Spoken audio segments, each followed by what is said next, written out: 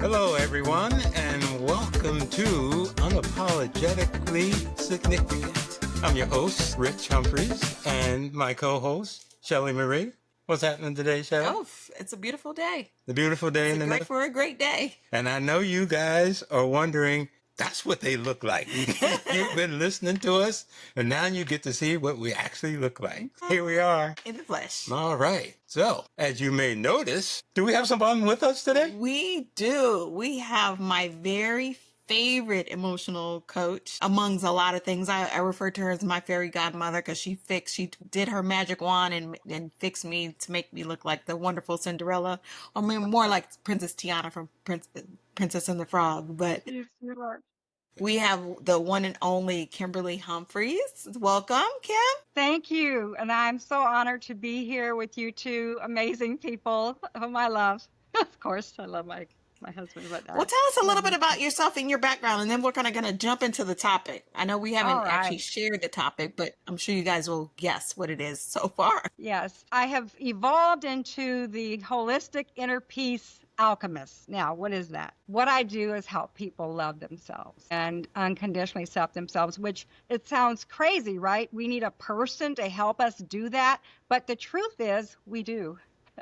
I know this from personal experience, so I'll share more. Yeah, well, we are glad that you're joining us today. So we are going to deep dive into self-love, and this is completely without any validations, anyone attaboys, pats on the back, or definitely not any social media likes, like true self-love. That's what we're going to do. And, you know, when you look at the world today and the train wreck of relationships and stress and anxiety and all the other challenges people are dealing with, and yet you have others who are doing pretty darn well. And so what's the difference? So, you know, what's the common thread? You know, so many people have so many issues and this and that and can't get along, and the parents, and it's just a litany of things. But what is the root cause? What's behind the curtain with all that stuff? And being that we have the expert emotional health coach on today, we're going to lean on her for a lot of this stuff. So what is the root cause, Kimberly? I just want to touch on something you said about, most people are struggling. And there are some people that are doing very well. And there are truly some people who are doing very well, but some people look like they're doing very well and they're still not. Oh, yeah. The mask is real. You saying I got a mask on? Yeah. It fools a lot of people, but it's not fooling the person inside. And so I've seen them all. I've talked to them all. And the challenge is that we have been conditioned to not love ourselves. This goes back generations, centuries, millennia. It goes all the way back. And so it's a true generational curse, like a worldwide curse. Yeah. And so it's nothing to be ashamed of because it's not your fault. It's not your fault. So what's the difference? Let me ask you, Kim, what's the difference between, and I think that touched on your question, was about the root cause. It is just history. It's life. It's the culturally based tradition, yada, yada, yada. Right. And I'm sure you can deep dive a little bit more on that. But I'm curious on what's the difference between self-love and self-protection. So self-protection is something the ego does to preserve itself. Okay. Self-love is, hear this, okay? Unconditional acceptance. Love, true love, the love I'm talking about, the love most of us are talking about is unconditional acceptance. We have to give that to ourselves first, or it doesn't exist. We have to give it to ourselves. We can't give it to somebody else if we don't have it for ourselves. Right. We touched on that with some of the mirror work that we did a couple episodes ago. If you guys haven't listened to it, go back and listen to it and then revisit this one. And how important is that mirror work? We did an episode and we touched on mirror work and talking to ourselves and making that eye connection and looking into our own windows of the soul. Good. Because that's very key. You're not going to fall in love with someone you don't even look at in the mirror, look at face to face. And that mirror is where we come face to face with ourselves. And, however we feel when we look in the mirror and we see ourselves, that doesn't matter. What matters is what we say to ourselves with intention, with the intention of beginning to love and unconditionally accept ourselves. So that mirror work is vital. So I hope that you do listen to the podcast and that you're inspired and motivated to do that mirror work, because it is essential. And the continuation of that is what we say to ourselves. We're talking to ourselves all the time, right? You do I am. something, we all are, and we call it ourselves all kinds of stupid, idiot, what you do that for, and things like that. That's language that we learned, okay? We learned it from our parents or whoever raised us, and they learned it from theirs. So, like I said, this is generational, but the buck stops here. You know why the buck stops here? Because you're here right now listening to this, and this is where it's going to stop for you if you take I think for heed. me, and Rich, you tell me what your thoughts on this is.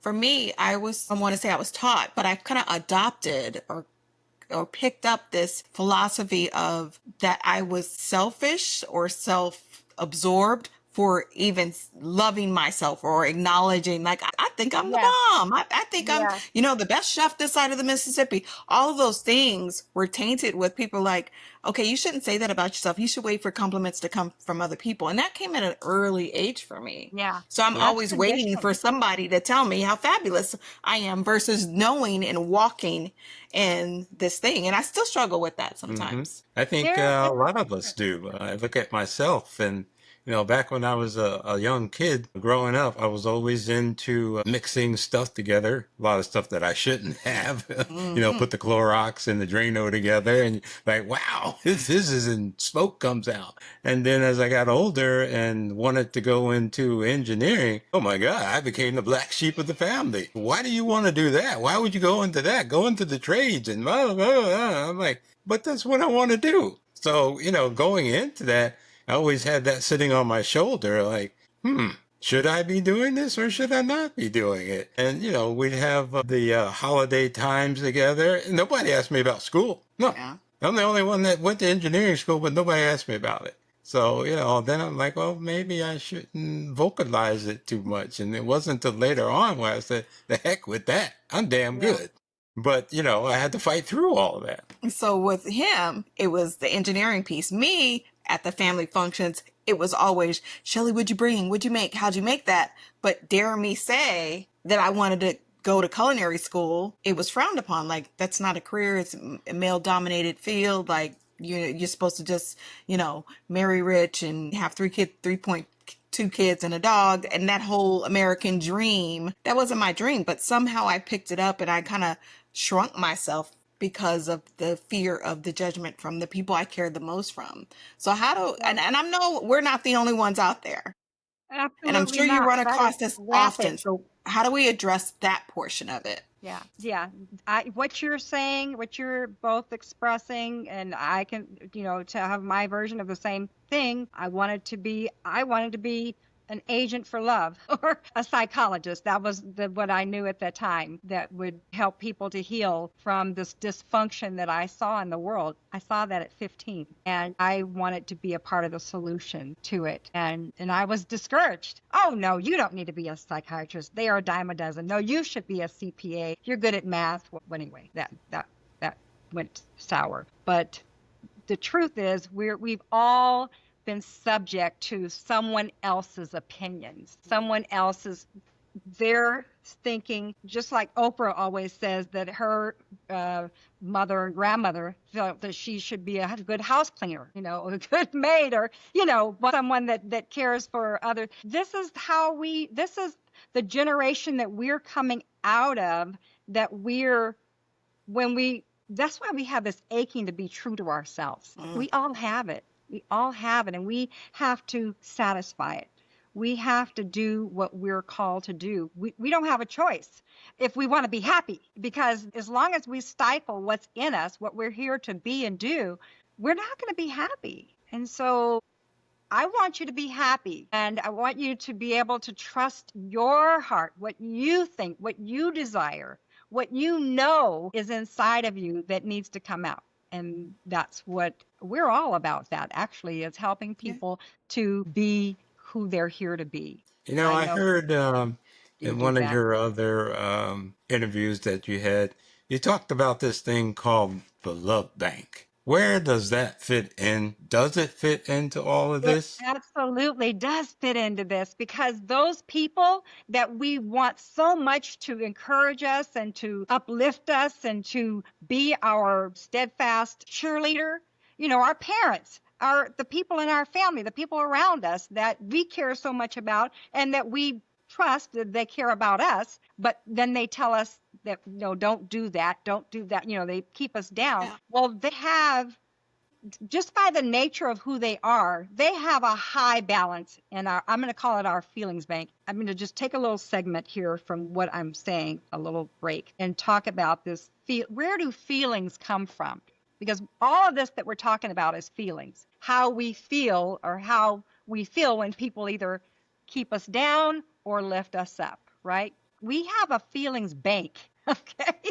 And everybody has an account in that bank. And their balance in that account determines how we feel when we encounter them. Of course, our parents growing up, they have one of the highest balances in our bank, right? But every time they shut us down, it's a withdrawal. And this is how these kind of rifts between a parent-child, adult-child, and parents come, because some of them overdraw their account in our bank, right? Oh, the And negative bank account happens in emotions too, not just yeah. Well, finances. Does that come with a yeah, fee? exactly. That And it you does. said it, There's a Joey. fee The with that. negative, the overdrafts are in our our feelings bank account. So everybody has their own account in our bank, and everybody has their own bank with their accounts. And so our interactions with people, even ourselves, as we have a balance in our account. And guess what? Most of us have a low balance, and we allow other people to come in and have a higher balance than us. We're setting ourselves up for hurt because we're giving those people the power to hurt us just by not agreeing, not. And so the ones that are not having a rift with their parents and the parents are shutting them down, well, that's because their balance is even lower than the parents. Oh. So they still have the power to do that. So part of the work that I do with people is to help them make their balance and their feelings account the higher than anybody's. You don't want anybody's higher than yours. And Yeah. that's not selfish. It's not conceited. It's not arrogant. It's not narcissistic. It is how we have a healthy life. That's a really good analogy, because at the end of the day, I want my bank account at a certain number. I'm not always looking at it, but when I look at it, if it dips down under a certain digit, I'm like, oh no, we're not eating out this week. We need to do And something that's else. how we need to be about our feelings account in our bank, in our feelings bank. We want The to visual make is sure definitely that it helpful. doesn't go down and that So, no one else's is higher than ours. so for the listeners out there who are saying, okay, I need to raise my own account, how do I actually do that? Where do I even start? Well, you So already, yeah, I'm sorry. How do we do it? How do we shut up the You, inner critic? How do we do this? So you already started it when you said, look in the mirror and talk to yourself, saying loving things, saying nice, kind things to yourself, that I deserve, I am worthy of love. I am worthy of good things, to be treated well. I am good enough to be whatever I want to be. I am good enough to be here, good enough to be loved. And guess what? I love me. If nobody else loves me, I love me. And for a lot of people, I know that's a very painful thing to say. But guess what? When you say it, when you say it, whether you feel it or not, just keep saying that to yourself. It's not that you don't care or don't want anyone else to love you. It's that your love for yourself is not relying upon anybody else caring Yeah. or loving for you. It And that's has the to one be thing I think we unconditional. honestly have been taught and we've picked up, is like we're waiting for the high fives and the acknowledgement and the validation from everyone outside of ourselves. Like, okay, I think I'm great. I think I'm wonderful, or whatever it is. But I don't need necessarily it anymore to hear that from someone else. For a long time it was. So I wanted to hear, I'm still like that about my food. I want to know what you think. But I know it's good, otherwise I wouldn't be It's giving it good. to you. I know it's good. now, what about there's probably a few elephants in the room, and some people are probably thinking about that. What if I'm in a bad relationship?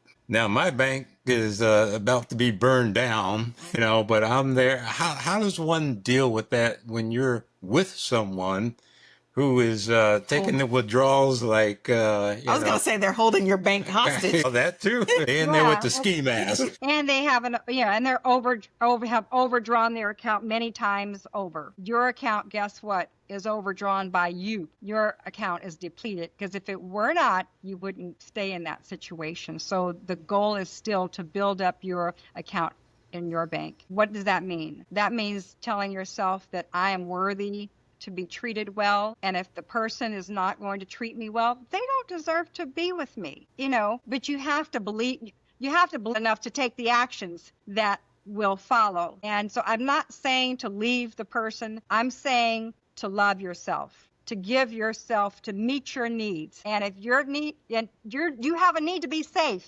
And if you're not safe in that situation, you need to take action to keep yourself safe. You're worthy of taking care of yourself. You're worthy of being free and not having to be a captive in someone's prison. You don't have to do that. You don't have to do anything that doesn't serve you. And that's And really Kim, the you bottom wrote a line. book that kind of touches on this too, is what's love have to do with anything? What's love got to do with anything? And the short answer is everything. And that love begins with the self. And that's the first one. The second one is the Ultimate Self-Love Guide and Journal, which is my favorite. Everyone should have it. Like if you don't have it, you need to get it. It's on Amazon. You can go to Kim's website, which I'll let her divulge her information, but it is a journal and I wish it was longer. I wish it was for the entire year. So if you want to see that, just go ahead and drop it send us a message and we'll make sure we get it to her. I know people, I swear. But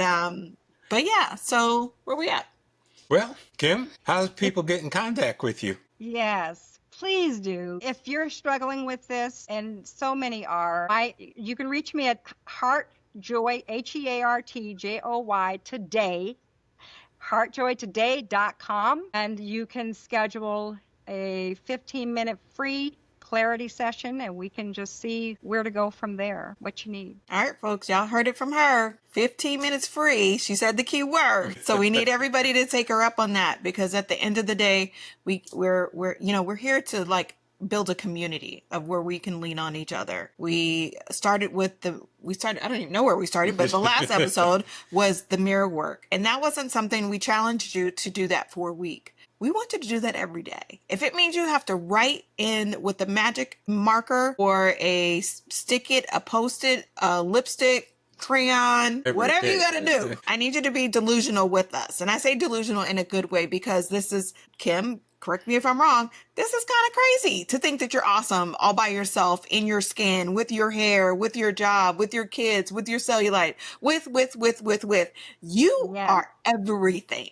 Yes. Everything. And you need to remind yourself of that because we're not told enough. And who else to tell us than somebody that really knows the skeletons in our closet? We know what we done did. Good, bad, and indifferent. And in spite of those skeletons in the closet, you're still perfect. You're still worthy. You're still enough. I have a free gift I'm going to offer for anyone that comments and follows through.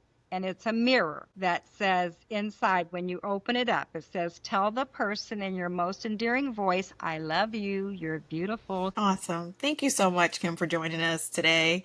Appreciate your time and your wisdom and your offer to everyone. And I'm very grateful that you are not only a part of this podcast, but you sit on the board of directors of my life. Y'all don't know how many free sessions I've been called in or I bartered for food or pie. She likes pie. But we have to start using the resources that we have, period. It's on us. Yep, it's on us. And, you have to remember that you are significant. And I heard it said this way one time, that if something were to happen and you lost, God forbid you lost friends, you lost family, all the people who do you still have left? You have yourself. So if you truly love yourself and do these things that we're suggesting and you grow into that, evolve into it even more, you will never be alone. You'll never be alone. And how many people suffer from loneliness when you have yourself right there? Your best friend is right there with you. the one you know the most. So I think we're going to wrap it for Yeah. this episode. We want to thank all the listeners and watchers this time for tuning in to us. Make sure you subscribe, throw some comments in there for us. We're on Spotify, we're on YouTube, we're on Apple Podcasts. We're on all kinds of places. I think we may even be on the dark web. Yeah, I don't know. I definitely am on the dark web. I put us so many places, I don't know where we're at. But we want to thank you all. Stay safe. Keep practicing in the mirror. And until next time, Toodaloo. take care.